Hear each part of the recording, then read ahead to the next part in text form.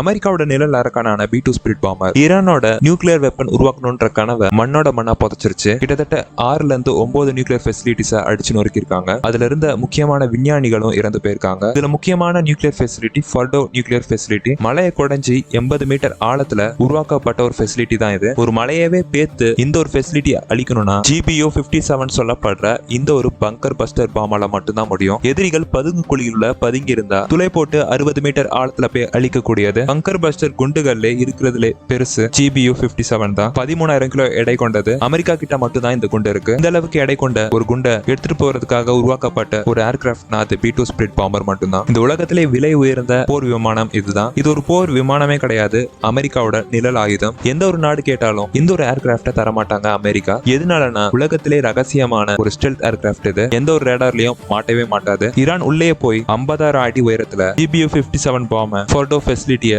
நோக்கி போட்டிருக்காங்க. இந்த ஒரு அழிவுல இருந்து ஈரான் மீண்டு வரதுக்கு 5 வருடங்கள் கிட்ட ஆகும். உலகத்தோட அமைதிக்காக தான் இதை பண்ணனு அமெரிக்கா சொல்றாங்க. இந்த ஒரு விஷயத்தை பத்தி நீங்க என்ன நினைக்கிறீங்கன்றத கமெண்ட்ல சொல்லுங்க.